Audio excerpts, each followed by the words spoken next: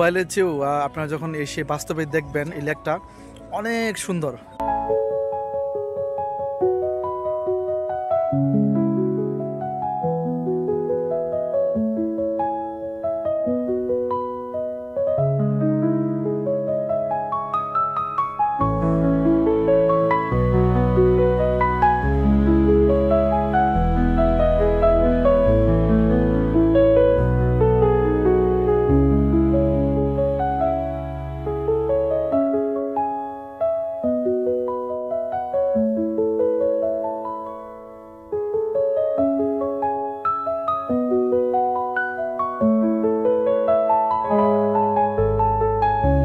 আমাদের সুনামগঞ্জে সে বিখ্যাত পর্যটন এলাকা নীলাদ্রি লেক।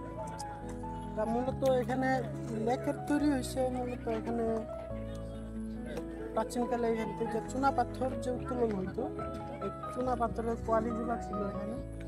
এই পাথরগুলা তোলার পরেই এখানে আসলে যে লেকের তৈরি হয়েছে।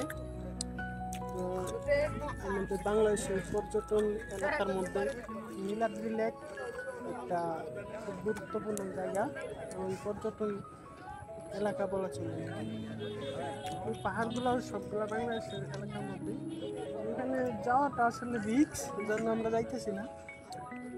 সবটা আসলে পাথরের পাহাড়, অনেক বড় বড় পাথর, এগুলো সব চুনা পাথর। যাদের এগুলা উত্তোলন সরকার বন্ধ করে দিছে, ওই জন্য এটা আছে, না হলে এতদিন পর্যন্ত এই পাহাড়ও হয়তো থাকতো না, ওটা হলে একটা পরিণত হইতো। এই আর কি, অনেক সুন্দর জায়গা। আসলে যারা পর্যটকরা আসতে চায় আমাদের সুনামগঞ্জে আসতে পারেন এবং দেখতে পারেন যে উপর নীলাভূমি যেটা বলা ছিল।